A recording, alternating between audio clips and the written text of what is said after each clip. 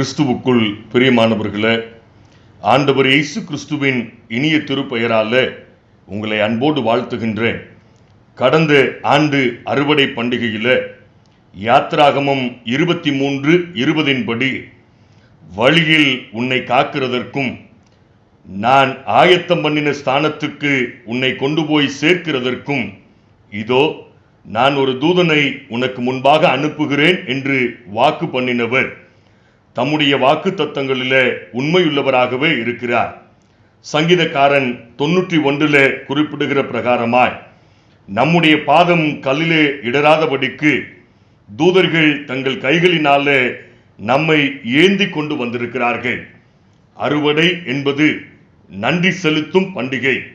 நன்றி சொன்னால் பேரழகு, நன்றி செய்தால் பாரழகு, நன்றி மறப்பது நன்றன்று. ஒரு ஆங்கில பழமொழி ஒன்றில் gratitude is a great attitude என்று குறிப்பிடுகிறார்கள். நன்றி படைப்பது மனிதனின் உயர் பண்பு என்று குறிப்பிடுகிறார்கள். மேலை நாட்டவர்கள் கிராட்டிடியூட் டைரி என்பதை கடைபிடிப்பார்களாம். அது என்ன? 2019 ஆண்டு அறுவடை பண்டிகை தொடங்கி 2020 ஆண்டு இந்த பண்டிகை நாள் வரை ஆண்டவரின் கரத்திலிருந்து பெற்று அனுபவித்த நன்மைகளை எல்லாம் குறித்து வைப்பதாகும். நம்மிலே யாராவது நன்மைகளை நன்றியோடு குறித்து வைத்திருக்கிறோமா? எத்தனையோ நன்மைகள், எண்ணி பார்க்க முடியாத நன்மைகள். அத்தனையும் சொல்ல வேண்டுமென்றால் 1000 நாவுகள் போதாதையா. Gratitude is a great attitude. நன்றிக்கு இணை வேறு எதுவும் இல்லை. மூதாதையர் வழியாக 3 காரியங்களை ஆண்டவர் நமக்கு நினைவூட்டுகிறார். ஒன்று, யாத்திராகமம் 23:16 அறுப்பு கால பண்டிகையையும் ஆசரிப்பாயாக. 2, யாத்திராகமம் 23:19 உன் நிலத்தின் முதல் விளைச்சலின் முதல் கனியை ஆலயத்துக்கு கொண்டு வருவாயாக. 3, யாத்திராகமம் 23:20 வழியில் உன்னை காக்கிறதற்கும் நான் ஆயத்தம் பண்ணின ஸ்தானத்துக்கு உன்னை கொண்டு போய் சேர்க்கிறதற்கும் இதோ நான் ஒரு தூதனை உனக்கு முன்பாக அனுப்புகிறேன். திருவள்ளுவர் தன்னுடைய குறிப்பில் என் நன்றி கொன்றார்க்கும் உய்விண்டாம் உய்வில்லை, செய் நன்றி கொன்ற மகற்கு என்று குறிப்பிடுகிறார். இந்த திருக்குறளுக்கு மு வரதராசனார் இப்படியாக விளக்கம் கொடுக்கிறார். எந்த அறத்தை அளித்தவர்க்கும் தப்பி பிழைக்க வழி உண்டாகும், ஆனால் ஒருவர் செய்த உதவியை மறந்து அளித்தவனுக்கு உய்வில்லை என்று குறிப்பிடுகிறார். கவிஞர் கண்ணதாசன் நன்றி என்பது உயர்குல பண்பு, நன்றி மறப்பது தாழ்குல பண்பு என்று குறிப்பிடுகிறார். இன்று ஆண்டவருக்கு எப்படி நன்றி சொல்ல வந்திருக்கிறோம்? லூக்கா 6:38 நீங்கள் எந்த அளவினால் அளக்கிறீர்களோ அந்த அளவினால் உங்களுக்கும் அளக்கப்படும். மனிதர்கள் மட்டுமே பெற்றுக்கொண்டதை அப்படியே திருப்பி கொடுக்கும் பழக்கத்தை வழக்கமாக கொண்டிருக்கிறார்கள். நம்முடைய ஆண்டவர் அப்படி செய்பவர் அல்ல. ஆண்டவர் எப்படி கொடுப்பவர் தெரியுமா? அமுக்கி குலுக்கி சரிந்து விழும்படி நன்றாய் அளந்து நம்முடைய மடியில போடுவாராம். ஒரு பக்தன் வாங்குவது எல்லாருக்கும் பிடிக்கும், ஆனால் கொடுப்பது சிலருக்கு மட்டுமே பிடிக்கும் என்று குறிப்பிடுகிறார். ஆண்டவரின் படைப்புகள் நமக்கு கற்றுத்தருவது கொடுத்து வாழ வேண்டும். மரங்களை பாருங்கள். தென்னை தான் அடியில் உண்ட உப்பு தண்ணீரை தன் முடியாலே சுவையுள்ள இளநீராக்கி தருகிறது. மாமரம் எத்தனை முறை கல்லறி பட்டாலும் சுவையுள்ள பழங்களையே திருப்பி தருகிறது. பறவைகளை பாருங்கள். வலியோடு இன்று முட்டைகளையும் தன் உடலை கரியாகவும் தருவது. உயிரற்ற இறகுகளால் கூட நமக்கு பயன் தருகிறது. விலங்குகளை பாருங்கள். மாடு எத்தனை துன்புறுத்தப்பட்டாலும் தன் இரத்தத்தை பாலாக மாற்றி நமக்கு கொடுக்கிறது. தம் உடலையே நமக்கு உணவாக கொடுத்து விடுகின்றது. இயற்கையை பாருங்கள். எத்தனை சீர்கேடுகளை சந்தித்தாலும் சகித்து கொண்டு காலச்சக்கரத்தை சரியாக சுழற்றுகிறது. ஆனால் மனிதர் மாத்திரமே பெற்றுக்கொள்ள கையை விரிக்கிறார்கள், திருப்பி கொடுக்க மட்டும் கையை சுருக்குகிறார்கள். ஆண்டவருக்கு கொடுப்பதற்கும் கணக்கு பார்க்கும் பரிதாப நிலை. சிலர் சிரிப்போடு, சிலர் கடமைக்காக, சிலர் சலிப்போடும் காணிக்கையை படைக்கின்றார்கள். யோபு பக்தன் 10:12 எனக்கு ஜீவனை தந்ததும் அல்லாமல் தயவையும் எனக்கு பாராட்டினீர், உம்முடைய பராமரிப்பு என் ஆவியை காப்பாற்றியது என்று குறிப்பிடுகிறார். நாமும் யோபுவை போல சொல்லலாமா? கடந்த ஓராண்டு முழுமையும் ஜீவனையும் தயவையும் பாராட்டி என்னை பராமரித்தீர். நம்முடைய பரலோக ராஜாவுக்கு எதை கைமாறாக நாம் கொடுக்க போகிறோம்? ஒரு ஞானி நாம் படைக்கும் காணிக்கைகளை 3 விதமாக குறிப்பிடுகிறார். சிலர் சிக்குமுக்கு கல் போல காணிக்கை படைக்கிறார்கள். சிக்குமுக்கு கல்லுக்குள் நெருப்பு இருக்கிறது. அதிலுள்ள நெருப்பு தானாக வருமா? உடனே வருமா? வரவே வராது. மாறி மாறி அதை உரசிக்கொண்டே இருக்க வேண்டும். அதுபோல சிலரிடம் திரும்ப திரும்ப கேட்டுக்கொண்டே இருந்தால் மட்டுமே காணிக்கை கொடுப்பார்கள். சிலர் பஞ்சு போல, பஞ்சு தண்ணீரை உறிந்து வைத்திருக்கும். அதன் உள்ளே உள்ள தண்ணீர் தானாக வெளியே வருமா? வராது. அழுத்தம் கொடுக்க வேண்டும். அதுபோல சிலரிடம் அழுத்தம் கொடுத்தால் மட்டுமே காணிக்கை கொடுப்பார்கள். சிலர் தேன்கூடு போல, தேன்கூடு நிரம்பிவிட்டால் அதற்கு அழுத்தம் கொடுக்க தேவையில்லை, அது தானாய் வழிந்து வந்துவிடும். அதுபோல வெகு சிலரே தானாய் கொண்டு வந்து காணிக்கைகளை படைக்கின்றார்கள். ஒரு ஞானி காணிக்கை என்பது கொடுப்பது அல்ல, காணிக்கை என்பது படைப்பது, தானாய் படைப்பதுதான் காணிக்கை என்று குறிப்பிடுகிறார். பண்டிகை பலிகளை கொடுக்க வந்திருக்கிறோம் அல்லது படைக்க வந்திருக்கிறோம். ஒரு ஹோட்டலுக்கு போகிறோம், முகம் கோணாமல் சர்விங் செய்த சர்வருக்கு சந்தோஷமாக ஒரு 10 ரூபாய் டிப்ஸ் கொடுப்போம். ஷாப்பிங் செல்கையில வாகனத்தை நிறுத்துவதற்கு விசில் ஊதி உதவி செய்கின்ற செக்யூரிட்டிக்கு 10 ரூபாய் கொடுப்போம். அதே போல தேவாலயத்திலும் 10 ரூபாய் காணிக்கை போடுகிறோம். ஜீவனை கொடுத்து ஆண்டவருக்கு, ஆண்டவரை சர்வராக பார்க்கிறோமா அல்லது செக்யூரிட்டியாக பார்க்கிறோமா? யாராவது நம்மிடத்துல உதவி கேட்டால் ஒரு 10 ரூபாய் பிச்சை போடுவோம். தேவாலயத்திலும் 10 ரூபாய் காணிக்கை போடுகிறோம். சுவாசத்தை ஸ்திரப்படுத்தி ஆண்டவருக்கு பிச்சை போடுகிறோமா? லஞ்சம், காரியம் நடக்க வேண்டும் என்றால் பேரம் பேசி லஞ்சம் கொடுப்பது இன்று இயற்கை விதி ஆகிவிட்டது. ஆண்டவரிடம் நம்முடைய தேவை பட்டியலை கொடுத்துவிட்டு பொருத்தனை என்ற பெயரில் லஞ்ச பேரம் பேசுகிறோம். ஆக நாம் படைக்கும் காணிக்கை டிப்ஸா, பிச்சையா, லஞ்சமா? ஏசாயா தீர்க்கன் 1:13 இனி வீண் காணிக்கைகளை கொண்டு வர வேண்டாம் என்று வேதனையோடு குறிப்பிடுகிறார். நம்முடைய காணிக்கை எப்படி இருக்க வேண்டும் தெரியுமா? ஆராதனையில் படைக்க போகும் காணிக்கையை முன்னமே எடுத்து வைக்க வேண்டும். காணிக்கையை ஜெபித்து விட்டு தான் படைக்க வேண்டும். எத்தனை பேர் இந்த பண்டிகை நாளில ஜெபித்து காணிக்கையை படைக்க கொண்டு வந்திருக்கிறோம். திருமறையில மிக சிறப்பான காணிக்கை எது தெரியுமா? காயின் ஆபேலின் காணிக்கை. காயின் தன்னுடைய நிலத்தின் விளைச்சலின் முதல் பலனை ஆண்டவருக்கு படைத்தார். ஆபேல் தன்னுடைய மந்தையின் முதன்மையானதை ஆண்டவருக்கு படைத்தார். ஆண்டவர் காயினின் காணிக்கையை ஏற்கவில்லை. ஆண்டவர் ஆபேலின் காணிக்கையை ஏற்றுக்கொண்டார். ஆண்டவர் வெஜிடேரியனை வெறுப்பவரா? ஆண்டவர் நான் வெஜிடேரியனை விரும்புபவரா? காயின் தன் வயல்வெளியில் அறுவடை செய்தவைகளை படைத்தார். ஆனால் ஆபேலோ தன் தோளில் சுமந்ததை, தான் விரும்பி நேசித்ததை, தான் அன்போடு வளர்த்ததை ஆண்டவருக்கு காணிக்கையாக படைத்தார். எபிரேயர் 11:4 ஆபேலின் காணிக்கைகளை குறித்து தேவனே சாட்சி கொடுத்தார். அவன் மரித்தும் இன்னும் பேசுகிறான் என்று படிக்கிறோம். நாம் ஆலயத்திற்கு எப்படி வர வேண்டும் தெரியுமா? 1 நாளாகமம் 16:29 பரிசுத்த அலங்காரத்துடனே கர்த்தரை தொழுது கொள்ளுங்கள் என்று கொடுக்கப்பட்டிருக்கிறது. நாம் எப்படி காணிக்கை படைக்க வேண்டும்?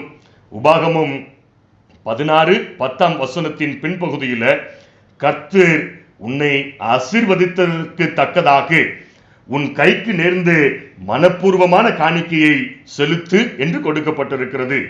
அதே உபாகமம் 16:17 கர்த்தருடைய சந்நிதியில் வெறுங்கையோடே வராமல் அவனவன் தன் தன் தகுதிக்கு ஏற்றபடி காணிக்கையை கொண்டு வர கடவன்.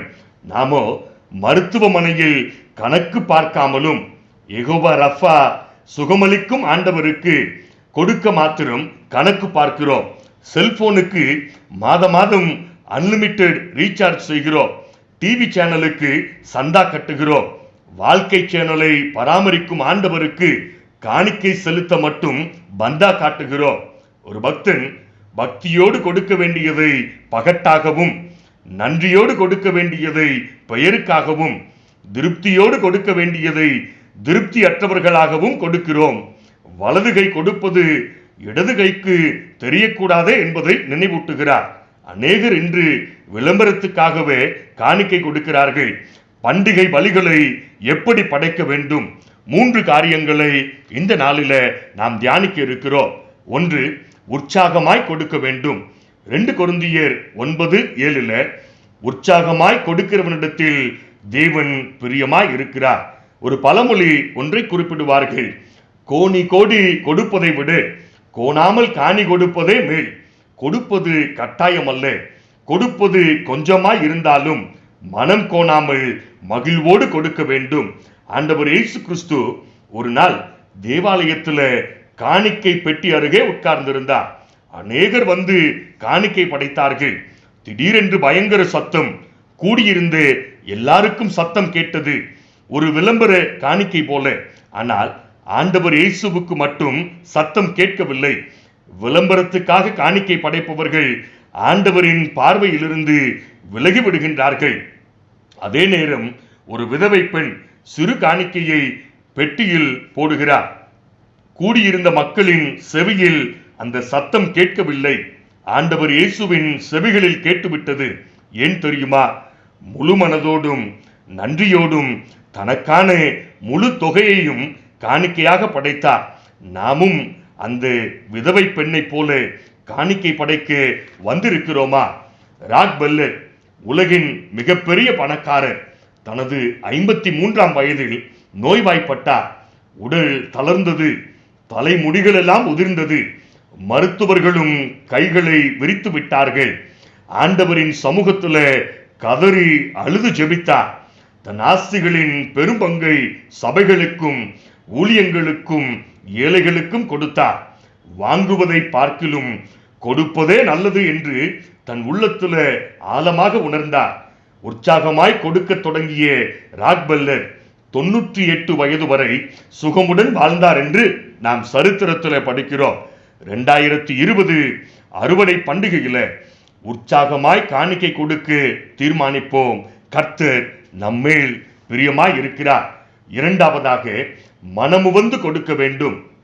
1 கொரிந்தியர் 9:12 இந்த தர்ம சகாயமாகிய பணிவிடை பரிசுத்தவான்களுடைய குறைவுகளை நீக்குகிறதும் அல்லாமல் என்று படிக்கிறோம். அன்புக்குரியவர்களே, மனமுவந்து காணிக்கைகளை படைக்கும் போது நம் குறைவுகள் களையப்படுகிறது.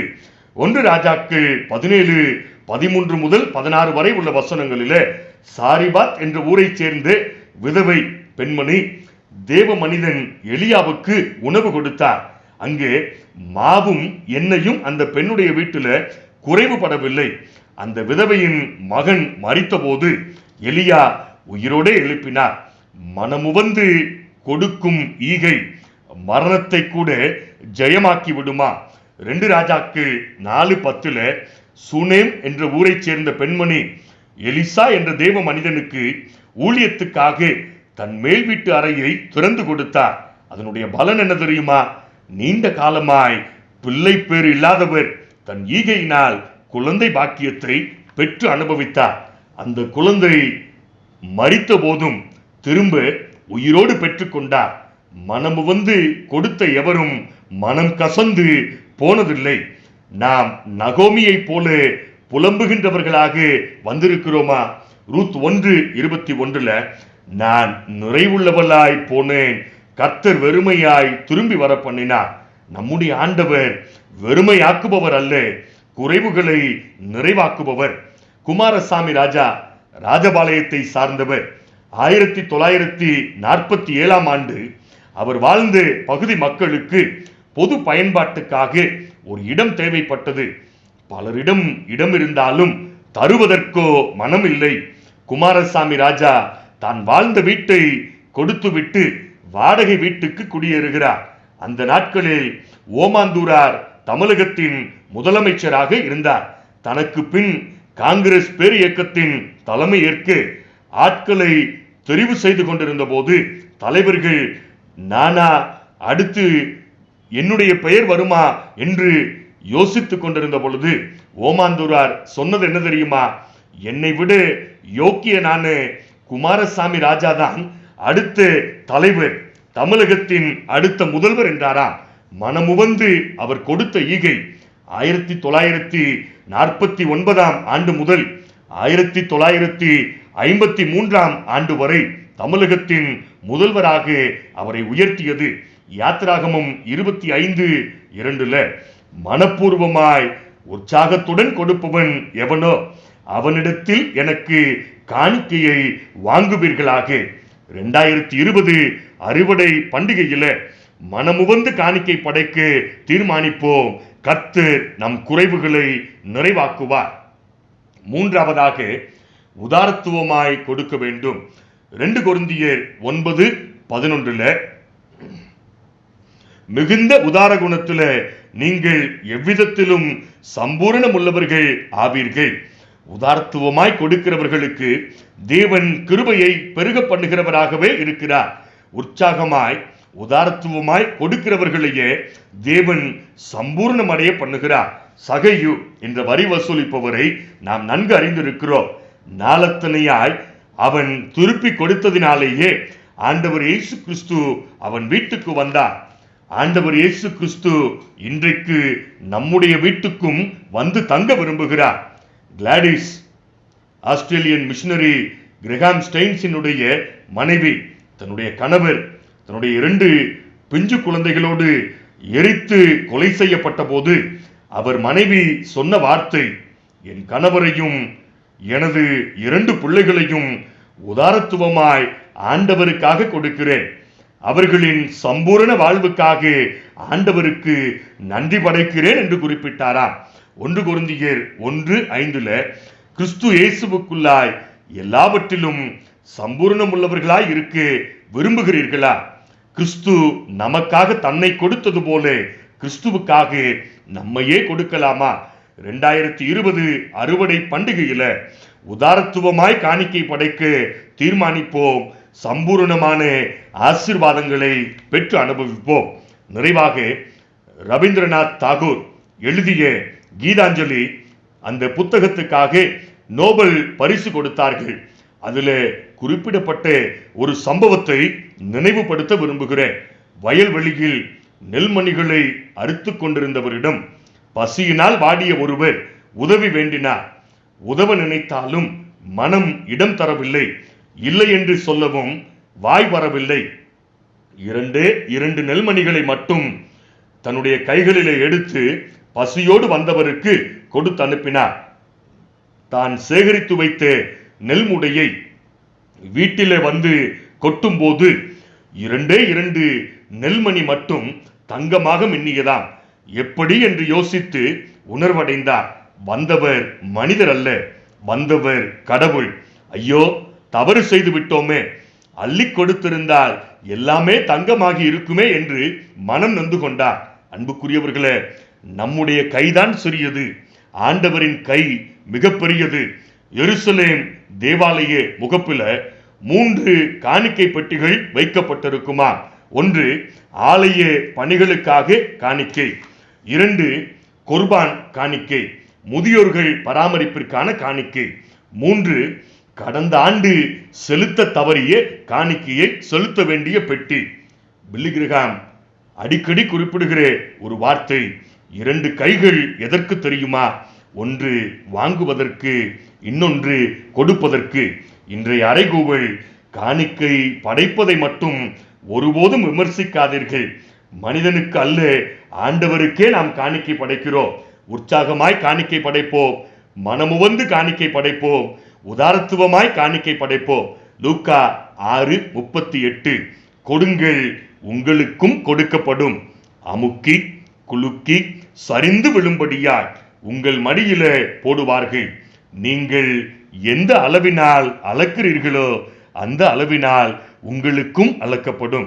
ஆண்டவர் தாமே இந்த திருவார்த்தைகளை ஆசீர்வதிப்பாராக. ஆமென்.